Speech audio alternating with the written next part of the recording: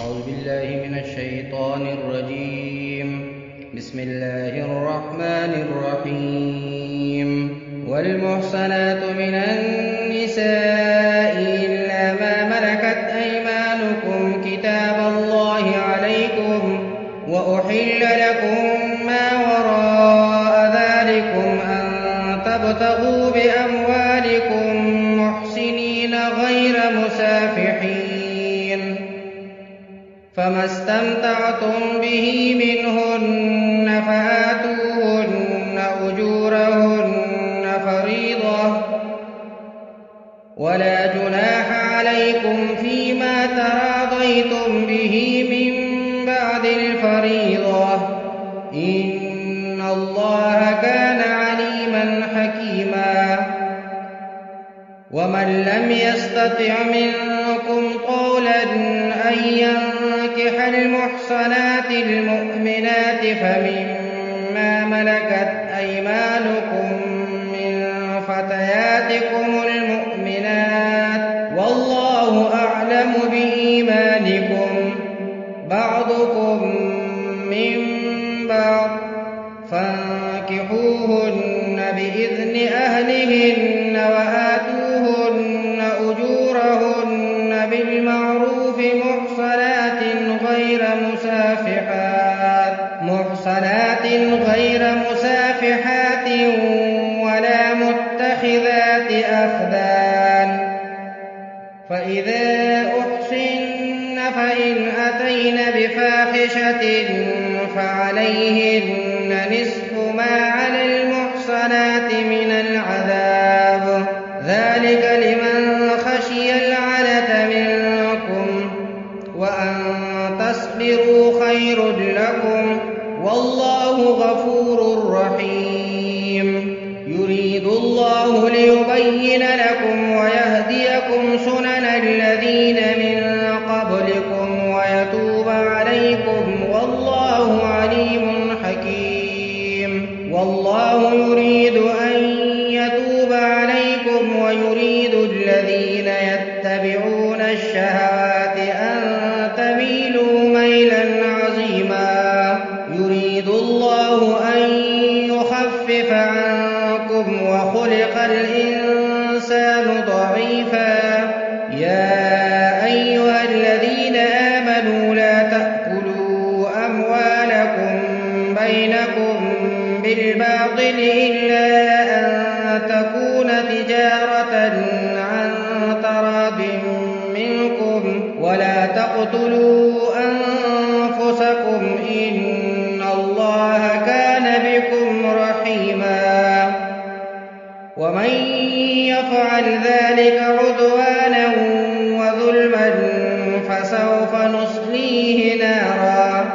وكان ذلك على الله يسيرا. إن تجتنبوا كبائر ما تنهون عنه نكفر عنكم سيئاتكم وندخلكم مدخلا كريما. ولا تتمنوا ما فضل الله به بعضكم على بعض، للرجال نصيب مما اكتسبوا وللنساء نصيب مما اكتسبن، واسألوا الله من فضله، إن الله كان بكل شيء عليما. ولكل جعلنا موالي مما ترك الوالدان والأقربون والذين عقدت أيمانكم فآتوهم نصيبهم، إن الله كان على كل شيء شهيدا. الرجال قوامون على النساء بما فضل الله بعضهم على بعض وبما أنفقوا من أموالهم، فالصالحات قانتات حافظات للغيب بما حفظ الله، واللاتي تخافون نشوزهن فعظوهن واهجروهن في المضاجع المضاجع واضربوهن، فإن أطعنكم فلا تبغوا عليهن سبيلا، إن الله كان عليا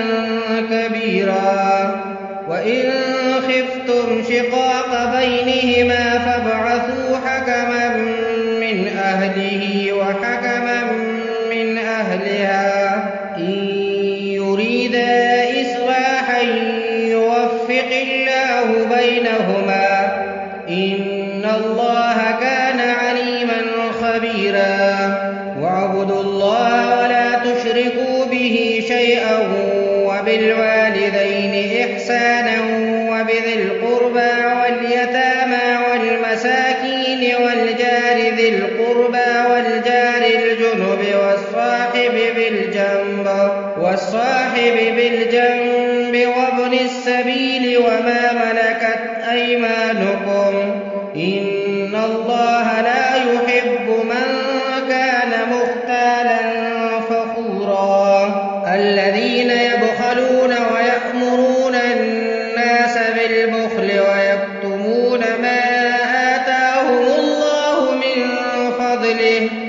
وأعتدنا للكافرين عذابا مهينا.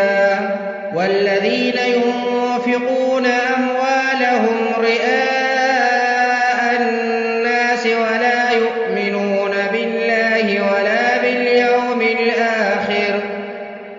ومن يكن الشيطان له قرينا فساء قرينا. وماذا عليهم لو آمنوا بالله واليوم الآخر وأنفقوا مما رزقهم الله، وكان الله بهم عليما. إن الله لا يظلم مثقال ذرة، وإن تك حسنة يضاعفها ويؤت من لدنه أجرا عظيما. فكيف إذا جئنا من كل أمة بشهيد وجئنا بك على هؤلاء شهيدا، يومئذ يود الذين كفروا وعصوا الرسول لو تسوى بهم الأرض ولا يكتمون الله حديثا. يا أيها الذين آمنوا لا تقربوا الصلاة وأنتم سكارى حتى تعلموا ما تقولون ولا جنبا إلا عابري سبيل حتى تغتسلوا، وإن كنتم مرضى أو على سفر أو جاء أحد منكم من الغائط أو لامستم النساء فلم تجدوا ماء فتيمموا صعيدا طيبا فامسحوا بوجوهكم وأيديكم، إن الله كان عفوا غفورا. ألم تر إلى الذين أوتوا نصيبا من الكتاب يشترون الضلالة ويريدون أن تضلوا السبيل، والله أعلم بأعدائكم، وكفى بالله وليا وكفى بالله نصيرا. من الذين هادوا يحرفون الكلم عن مواضعه ويقولون سمعنا وعصينا واسمع غير مسمع وراعنا ليا بألسنتهم وطعنا في الدين، ولو أنهم قالوا سمعنا وأطعنا واسمع وانظرنا لكان خيرا لهم وأقوم، ولكن لعنهم الله بكفرهم فلا يؤمنون إلا قليلا. يا أيها الذين أوتوا الكتاب آمنوا بما نزلنا مصدقا لما معكم من قبل أن نطمس وجوها فنردها على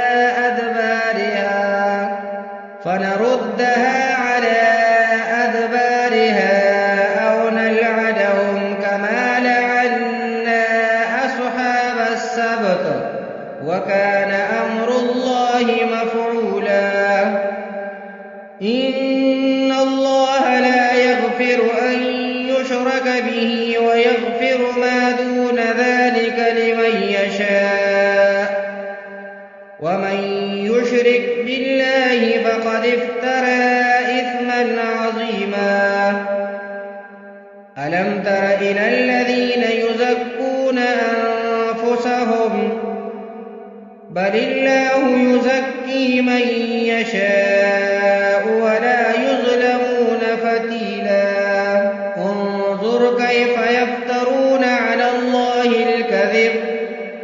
وكفى به إثما مبينا ألم تر إلى الذين أوتوا نصيبا من الكتاب يؤمنون بالجبت والطاغوت ويقولون للذين كفروا هؤلاء أهدى من الذين آمنوا سبيلا أولئك الذين لعنهم الله ومن يلعن الله فلن تجد له نصيرا أم لهم نصيب من الملك فإذا لا يؤتون الناس نقيرا أم يحسدون الناس على ما آتاهم الله من فضله فقد آتينا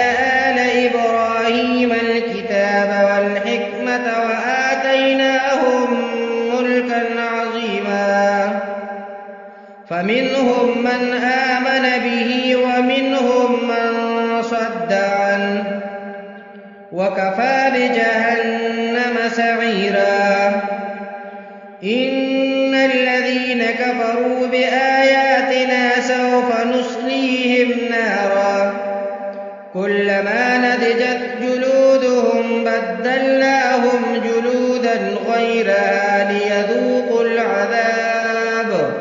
إن الله كان عزيزا حكيما والذين آمنوا وعملوا الصالحات سندخلهم جنات تجري من تحتها الأنهار خالدين فيها أبدا لهم فيها أزواج مطهرة وندخلهم ظلا ظليلا إن الله يأمركم أن تؤدوا الأمانات إلى أهلها وإذا حكمتم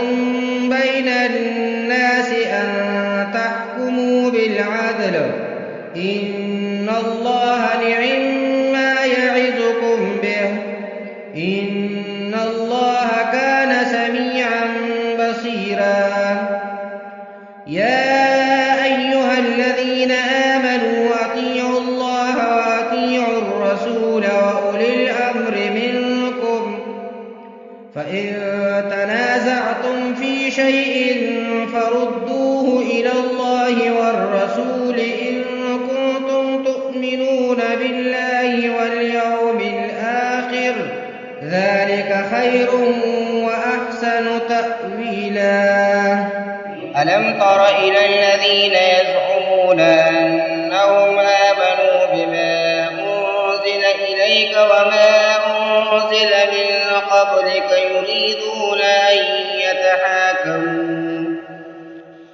يريدون أن يتحاكموا إلى الطاغوت وقد أمروا أن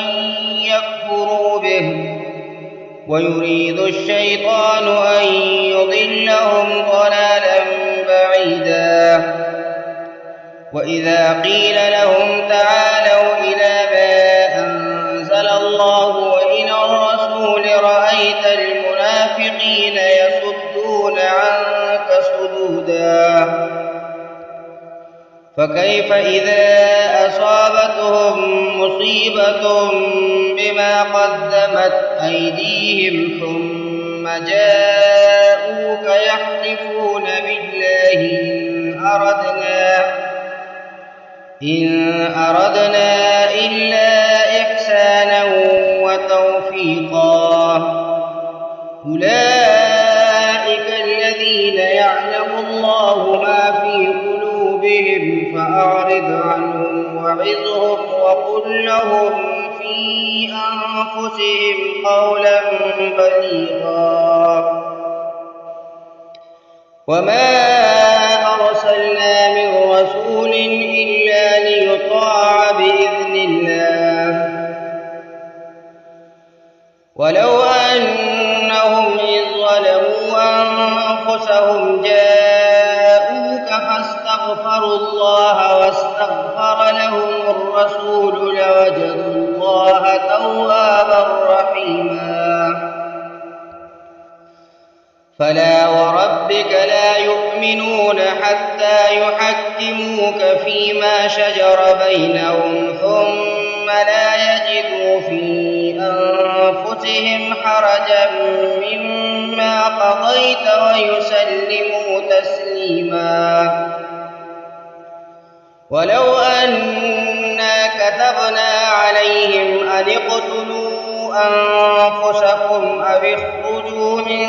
دياركم ما فعلوه إلا قليل منهم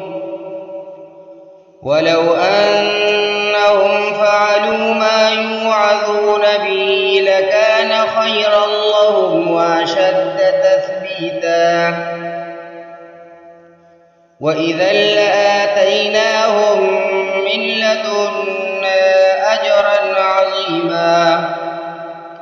ولهديناهم صراطا مستقيما ومن يطع الله والرسول فأولئك مع الذين أنعم الله عليهم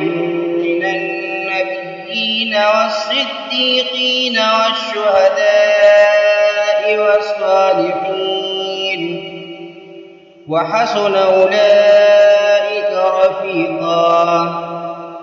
ذلك الفضل من الله وكفى بالله عليما يا أيها الذين آمنوا خذوا حذركم فانفروا ثبات أو انفروا جميعا وإن منكم لمن ليبطئن فإن أصابتكم مصيبة قال قد أنعم الله علي إذ لم أكن معهم شهيدا ولئن أصابكم فضل من الله ليقولن كأن لم تكن بينكم وبينه مودة يا ليتني كنت معهم فأفوز فوزا عظيما فليقاتل في سبيل الله الذين يشرون الحياة الدنيا بالآخرة ومن يقاتل في سبيل الله فيقتل أو يغلب فسوف نؤتيه أجرا عظيما وما لكم لا تقاتلون في سبيل الله والمستضعفين من الرجال والنساء والولدان الذين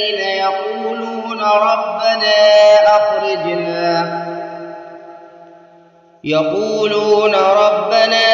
أخرجنا من هذه القرية الظالم أهلها واجعل لنا من لدنك وليا واجعل لنا من لدنك نصيرا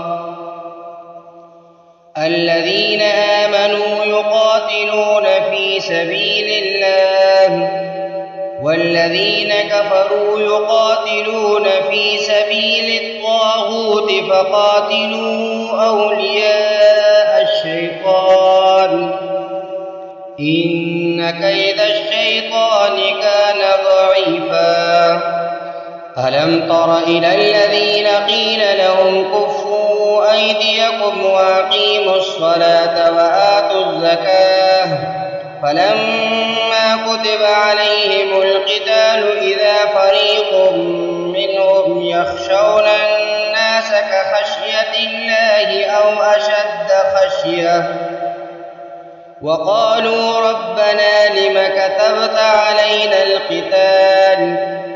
لولا أخرتنا إلى أجل قريب قل متاع الدنيا قليل والآخرة خير لمن اتقى ولا تظلمون فتيلا أينما تكونوا يدرككم الموت ولو كنتم في بروج مشيدة وإن تصبهم حسنة يقولوا هذه من عند الله وإن تصبهم سيئة يقولوا هذه من عندك قل كل من عند الله فما لهؤلاء القوم لا يكادون يفقهون حديثا ما أصابك من حسنة فمن الله وما أصابك من سيئة فمن نفسك وأرسلناك للناس رسولا وكفى بالله شهيدا من يطع الرسول فقد أطاع الله ومن تولى فما أرسلناك عليهم حفيظا ويقولون طاعة فإذا برزوا من عندك بيت طائفة منهم غير الذي تقول والله يكتب ما يبيتون فأعرض عنهم وتوكل على الله وكفى بالله وكيلا أفلا يتدبرون القرآن ولو كان من عند غير الله لوجدوا فيه اختلافا كثيرا وإذا جاءهم أمر من الأمن أو الخوف أذاعوا به ولو ردوه إلى الرسول وإلى أولي الأمر منهم لعلمه الذين يستنبطونه منهم ولولا فضل الله عليكم ورحمته لاتبعتم الشيطان إلا قليلا فقاتل في سبيل الله لا تكلف إلا نفسك وحرض المؤمنين عسى الله أن يكف بأس الذين كفروا والله أشد بأسا وأشد تنكيلا من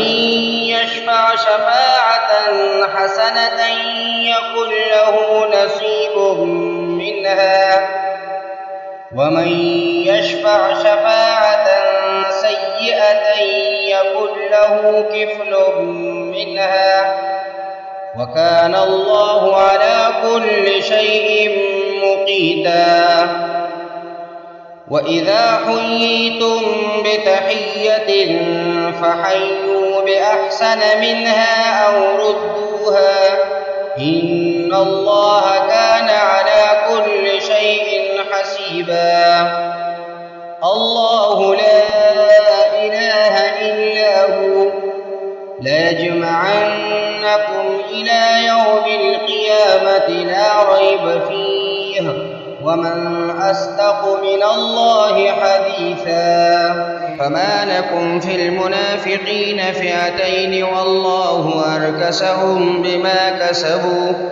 أتريدون أن تهدوا من أضل الله ومن يضلل الله فلن تجد له سبيلا ودوا لو تكفرون كما كفروا فتكونون سواء فلا تتخذوا منهم أولياء حتى يهاجروا في سبيل الله فإن تولوا فخذوهم واقتلوهم حيث وجدتموهم ولا تتخذوا منهم وليا ولا نصيرا إلا الذين يصلون إلى قوم بينكم وبينهم ميثاق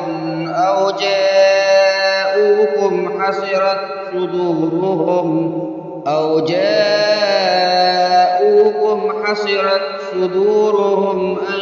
يقاتلوكم أو يقاتلوا قومهم ولو شاء الله لسلطهم عليكم فلقاتلوكم فإن اعتزلوكم فلم يقاتلوكم وألقوا إليكم السلم فما جعل الله لكم عليهم سبيلا ستجدون آخرين يريدون أن يأمنوكم ويأمنوا قومهم كلما ردوا إلى الفتنة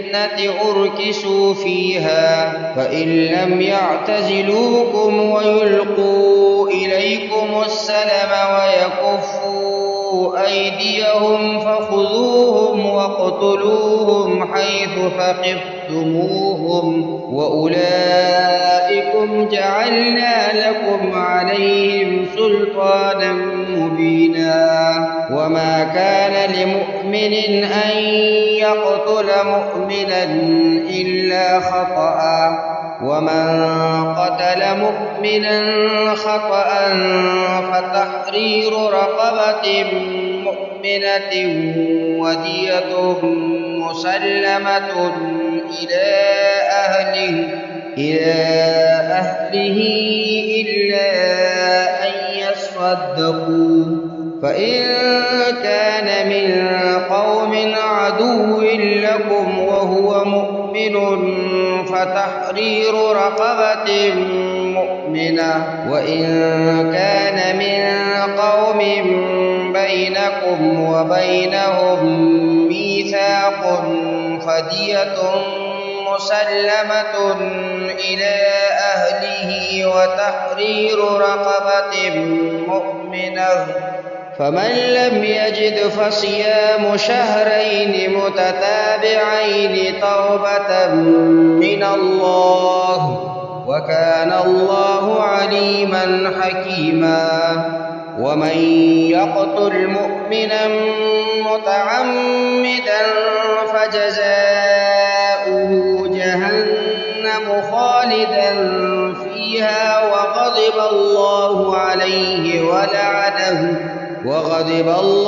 عليه ولعنه وأعد له عذابا عظيما يا أيها الذين آمنوا إذا ضربتم في سبيل الله فتبينوا ولا تقولوا لمن ألقى إليكم السلام لست مؤمنا تبتغون عرض الحياة الدنيا فعند الله مغانم كثيرة كذلك كنتم من قبل فمن الله عليكم فتبينوا إن الله كان بما تعملون خبيرا لا يستوي القاعدون من المؤمنين غير أولي الضرر والمجاهدون في سبيل الله بأموالهم وأنفسهم فضل الله المجاهدين بأموالهم وأنفسهم على القاعدين درجة وكلا وعد الله الحسنى وفضل الله المجاهدين على القاعدين أجرا عظيما درجات منه ومغفرة ورحمة وكان الله غفورا رحيما إن الذين توفاهم الملائكة ظالمي أنفسهم قالوا فيم كنتم قالوا كنا مستضعفين في الأرض قالوا ألم تكن أرض الله واسعة فتهاجروا فيها فأولئك مأواهم جهنم وساءت مصيرا إلا المستضعفين من الرجال والنساء والولدان لا يستطيعون حيلة ولا يهتدون سبيلا فأولئك عسى الله أن يعفو عنهم وكان الله عفوا غفورا ومن يهاجر في سبيل الله يجد في الأرض مراغما كثيرا وسعة ومن يخرج من بيته مهاجرا إلى الله ورسوله ثم يدركه الموت فقد وقع أجره على الله وكان الله غفورا رحيما وإذا ضربتم في الأرض فليس عليكم جناح أن تقصروا من الصلاة إن خفتم أن يفتنكم الذين كفروا إن الكافرين كانوا لكم عدوا مبينا وإذا كنت فيهم فأقمت لهم الصلاة فلتقم طائفة منهم معك وليأخذوا أسلحتهم فإذا سجدوا فليكونوا من ورائكم ولتأت طائفة أخرى لم يصلوا فليصلوا معك وليأخذوا حذرهم وأسلحتهم ود الذين كفروا لو تغفلون عن أسلحتكم وأمتعتكم فيميلون عليكم ميلة واحدة ولا جناح عليكم إن كان بكم أذى من مطر أو كنتم مرضى أن تضعوا أسلحتكم وخذوا حذركم إن الله أعد للكافرين عذابا مهينا فإذا قضيتم الصلاة فاذكروا الله قياما وقعودا وعلى جنوبكم فإذا اطمأننتم فأقيموا الصلاة إن الصلاة كانت على المؤمنين كتابا موقوتا ولا تهنوا في ابتغاء القوم إن تكونوا تألمون فإنهم يألمون كما تألمون وترجون من الله ما لا يرجون وكان الله عليما حكيما إنا أنزلنا إليك الكتاب بالحق لتحكم بين الناس بما أراك الله ولا تكن للخائنين خصيما واستغفر الله إن الله كان غفورا رحيما. ولا تجادل عن الذين يختانون أنفسهم إن الله لا يحب من كان خوانا أثيما.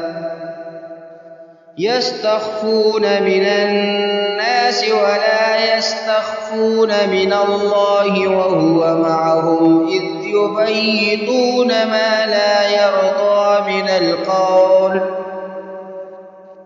وكان الله بما يعملون محيطا. ها أنتم هؤلاء جادلتم عنهم في الحياة الدنيا فمن يجادل الله عنهم يوم القيامة أم من يكون عليهم وكيلا. ومن يعمل سوءا أو يظلم نفسه ثم يستغفر الله يجد الله غفورا رحيما. ومن يكسب إثما فإنما يكسبه على نفسه وكان الله عليما حكيما. ومن يكسب خطيئة أو إثما ثم يرم به بريئا فقد احتمل بهتانا وإثما مبينا. ولولا فضل الله عليك ورحمته لهمت طائفة منهم أن يضلوك وما يضلون إلا أنفسهم وما يضرونك من شيء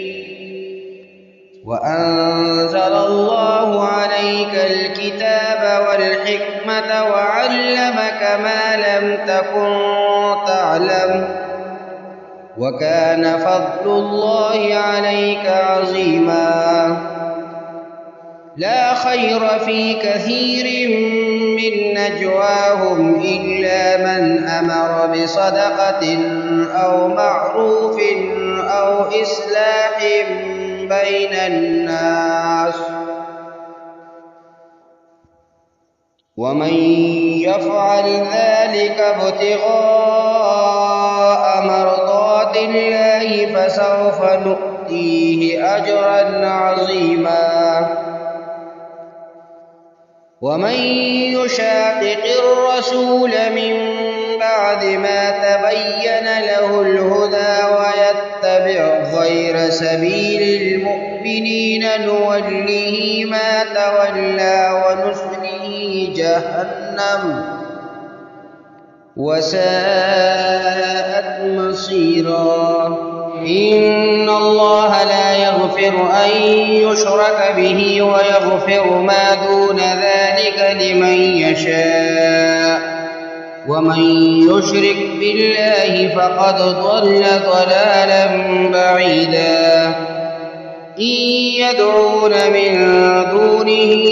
إلا إناثا وإن يدعون إلا شيطانا مريدا لعنه الله وقال لأتخذن من عبادك نصيبا مفروضا ولأضلنهم ولأمنينهم ولآمرنهم فليبتكن آذان الأنعام ولآمرنهم فليغيرن خلق الله ومن يتخذ الشيطان وليا من دون الله فقد خسر خسرانا مبينا. يعدهم ويمنيهم وما يعدهم الشيطان إلا غرورا أولئك مأواهم جهنم ولا يجدون عنها محيصا والذين آمنوا وعملوا الصالحات سندخلهم جنات تجري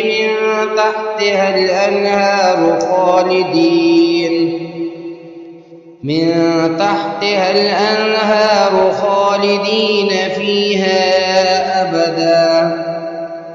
وعد الله حقا ومن أصدق من الله قيلا ليس بأمانيكم ولا أماني أهل الكتاب من يعمل سوءا يجز به ولا يجد له من دون الله وليا ولا نصيرا ومن يعمل من الصالحات من ذكر أو أنثى وهو مؤمن فأولئك يدخلون الجنة ولا يظلمون نقيرا ومن أحسن دينا ممن أسلم وجهه لله وهو محسن واتبع ملة إبراهيم حنيفا واتخذ الله إبراهيم خليلا ولله ما في السماوات وما في الأرض وكان الله بكل شيء محيطا ويستفتونك في النساء قل الله يفتيكم فيهن وما يتلى عليكم في الكتاب في يتامى النساء اللاتي لا تؤتونهن ما كتب لهن وترغبون أن تنكحوهن والمستضعفين من البلدان وأن تقوموا لليتامى بالقسط وما تفعلوا من خير فإن الله كان به عليما وإن امرأة خافت من بعلها نشوزا أو إعراضا فلا جناح عليهما أن يصلحا بينهما صلحا والصلح خير وأحضرت الأنفس الشح وإن تحسنوا وتتقوا فإن الله كان بما تعملون خبيرا ولن تستطيعوا أن تعدلوا بين النساء ولو حرصتم فلا تميلوا كل الميل فتذروها كالمعلقة وإن تصلحوا وتتقوا فإن الله كان غفورا رحيما وإن يتفرقا يغن الله كلا من سعته وكان الله واسعا حكيما ولله ما في السماوات وما في الأرض ولقد وصينا الذين أوتوا الكتاب من قبلكم وإياكم أن اتقوا الله وإن تكفروا فإن لله ما في السماوات وما في الأرض وكان الله غنيا حميدا ولله ما في السماوات وما في الأرض وكفى بالله وكيلا إن يشأ يذهبكم أيها الناس ويأت بآخرين وكان الله على ذلك قديرا من كان يريد ثواب الدنيا فعند الله ثواب الدنيا والآخرة وكان الله سميعا بصيرا. يا أيها الذين آمنوا كونوا قوامين بالقسط شهداء لله ولو على أنفسكم أو الوالدين والأقربين إن يكن غنيا أو فقيرا فالله أولى بهما فلا تتبعوا الهوى أن تعدلوا وإن تلووا أو تعرضوا فإن الله كان بما تعملون خبيرا. يا أيها الذين آمنوا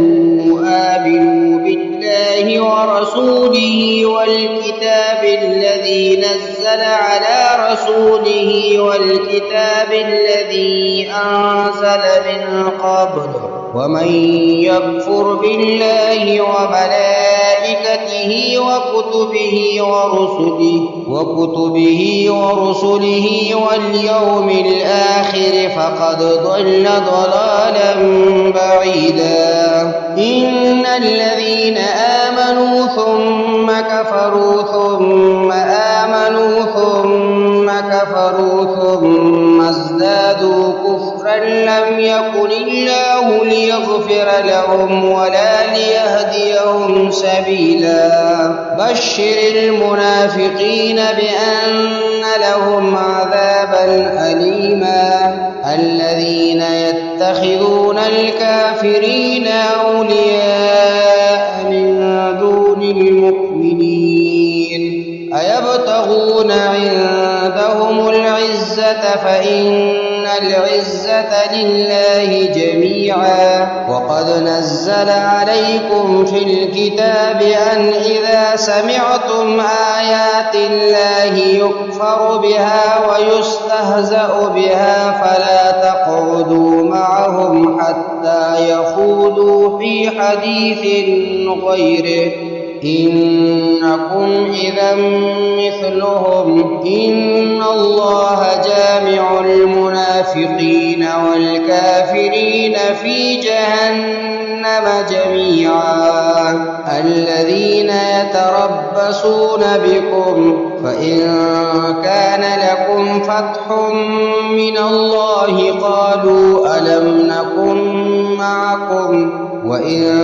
كان للكافرين نصيب قالوا ألم نستحوذ عليكم ونمنعكم من المؤمنين فالله يحكم بينكم يوم القيامة ولن يجعل الله للكافرين على المؤمنين سبيلا. إن المنافقين يخادعون الله وهو خادعهم وإذا قاموا إلى الصلاة قاموا كسالى يراءون الناس ولا يذكرون الله إلا قليلا مذبذبين بين ذلك لا إله هؤلاء ولا إله هؤلاء ومن يضلل الله فلن تجد له سبيلا. يا أيها الذين آمنوا لا تتخذوا الكافرين أولياء من دون المؤمنين أتريدون أن تجعلوا لله عليكم سلطانا مبينا. إن المنافقين في الدرك الأسفل من النار ولن تجد لهم نصيرا إلا الذين تابوا وأصلحوا واعتصموا بالله وأخلصوا دينهم لله فأولئك مع المؤمنين وسوف يؤتي الله المؤمنين أجرا عظيما. ما يفعل الله بعذابكم إن شكرتم وآمنتم وكان الله شاكرا عليما.